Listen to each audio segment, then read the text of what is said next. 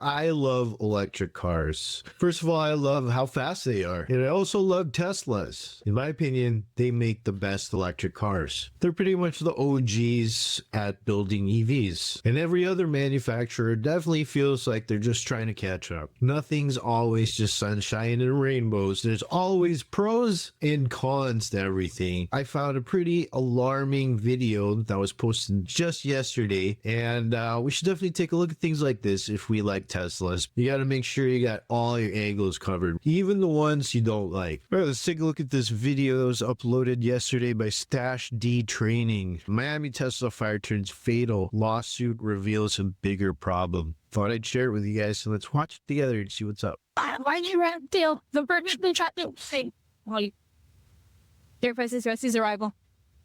Yeah, that's an electric car fire. That a 24-year-old woman tragically died when her Tesla burst into flames after a crash last week in Miami.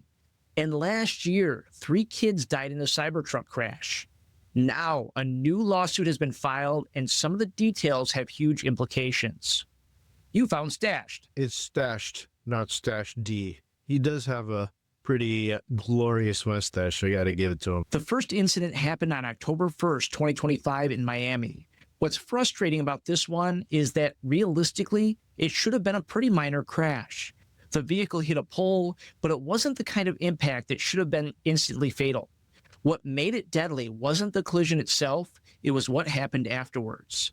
Police say a Tesla was cut off by another vehicle, veered off the road, and struck a utility pole. The driver was trapped inside when the car caught fire. Officers arrived quickly and tried everything, fire extinguishers, breaking out the windows, even attempting to reach her through the flames, but she never made it out. From what I've seen of the damage and the fire behavior in the videos, this looks less like a high-voltage battery fire and more like the low-voltage battery failure, specifically the 12-volt system. In a lot of the newer Teslas, that small 12-volt battery is mounted up near the firewall. Those smaller batteries can store about the same level of energy as many e-bikes. Unfortunately, when the front end of that car crumbles, it gets in a crash, the battery can be crushed, causing thermal runaway almost instantly. And when that happens, the results can be brutal. That 12-volt system doesn't just run the lights and accessories. It also powers the locks, the windows, and the release buttons for the doors. So that 12-volt battery fails or burns, those systems go dead, the electronic door buttons stop working altogether, and you have to use the hidden mechanical release instead. I'll be honest.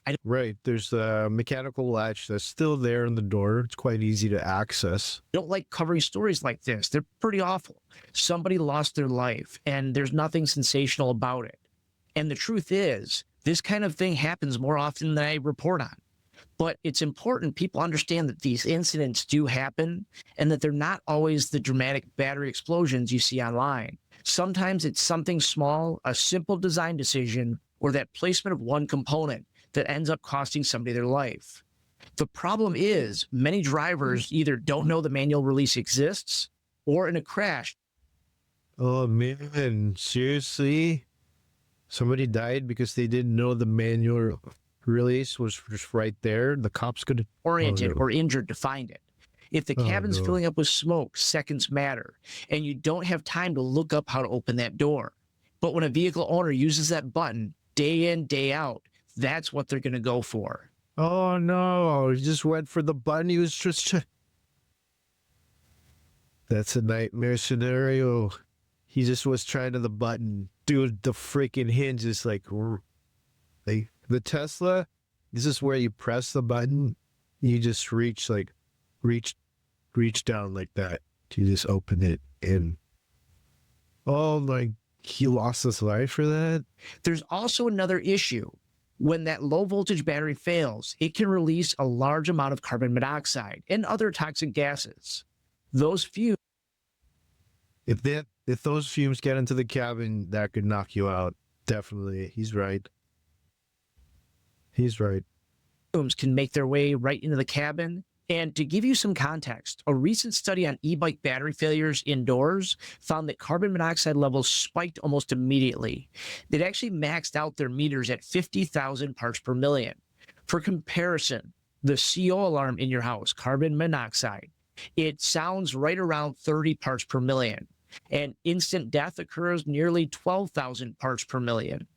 That kind of exposure can knock somebody out in seconds. And we're talking 50,000 parts per million. That means Yeah, he's right. And he is a firefighter, so this is his job.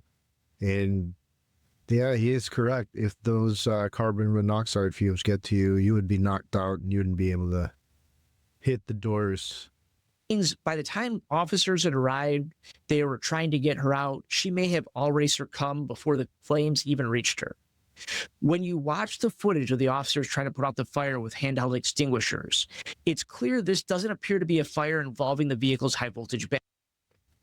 So it seems like the placement of the low voltage battery is why it just hit it exactly right where that low voltage battery is, and it's just caught on fire. That is pretty insane. Battery. There's no venting. There's no jet-like flames. It looks like just front-end damage and a front-end compartment fire, right where you'd find that 12-volt battery. Fire crews were able to knock down the flames quickly, and again, even after the flames went out, it didn't appear that the high-voltage battery was on fire at all. And unfortunately, Well, that's good. The big battery didn't get catch on fire, even if there was serious flames with the small battery. isn't the only case where someone became trapped in a burning Tesla. Just last year, 3 young people died in a Cybertruck crash under fairly similar circumstances, and now their families are suing. This happened last November in Piedmont, California, a crash I covered when it first happened. The vehicle struck a tree, it caught fire, trapping 3 of the 4 people inside. Only 1 passenger managed to escape. The others, they didn't make it. Now their families are suing Tesla, and they're saying this wasn't just a crash, it was a design failure that turned a survivable accident into a death trap. Investigators say the Cybertruck was traveling at a high rate of speed when it left the roadway, and the fire started almost immediately. The lawsuit points directly at the Cybertruck's door system. Wow. Shout out to that tree. That tree's like still standing, and that Cybertruck looks like a tank that was just dismantled. Oh my gosh. That's rough. That's rough.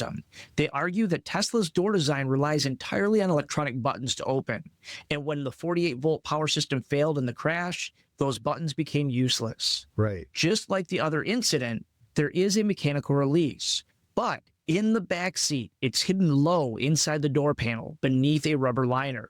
If you're disoriented, injured, or choking on smoke, that release, it might as well not even exist. That is right. The Cybertruck release, it's not accessible right away. What's even more disturbing, the medical report showed that one of the victims' blood had carboxy hemoglobin levels at nearly 50%. That would mean a significant exposure to carbon monoxide, meaning the kids likely survived the impact but couldn't escape the fire. And this seems to be the case far too often. As you know, if you've been following the channel, this isn't the first time Tesla door systems have been called into question.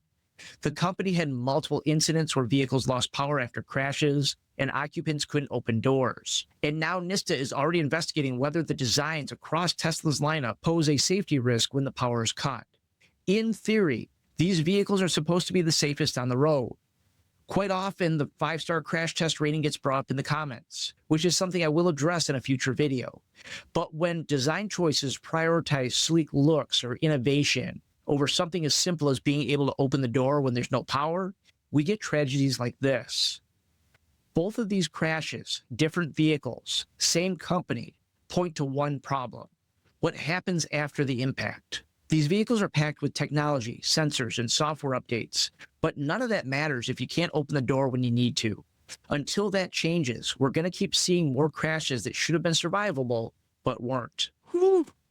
Didn't know it was going to be that heavy, but sorry, but not sorry. I mean, if you guys are fans of EVs, you got to know every angle. You're going to be driving your families around in them, so might as well, right? So that is quite chilling, but I got to say that, at least in the Model Y, my wife and I know exactly how to open it. I guess you just got to be careful. I don't know. It'd be interesting. I have nothing to say, really. I have nothing to say. I'm not an expert or anything. Just wanted to show you guys this. Let me know in the comments what you think. Are you still Tesla fans, or after watching this, or are you're done? Let me know. As for me, I definitely know how to open the manual release and done it a lot of times.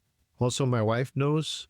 So it's just, for me, I think we're just gonna have to train. I think training, just like opening it and making sure we get the kids out in time. And that's about it. Even after this video, I still love my electric car because I just don't like the modern auto industry. It's just so cringe to me. Yeah, I don't like dealing with dealers. I don't like dealing with mechanics because everyone's shady in every step of the way for some reason. In this industry, auto industry, is just shady people left and right. So I don't like dealing with that. And Tesla broke me out of that around 5 years ago, and I've been singing praises ever since. So definitely good to see all the different angles of what I like. But yeah, I still love my Model Ys. What do you guys think? Let me know in the comments. Are you still fans of Tesla, or double thinking your purchase decisions moving forward? Let me know in the comments. Peace. Thanks for tuning in to AK Slots. Go ahead and hit that like button and subscribe.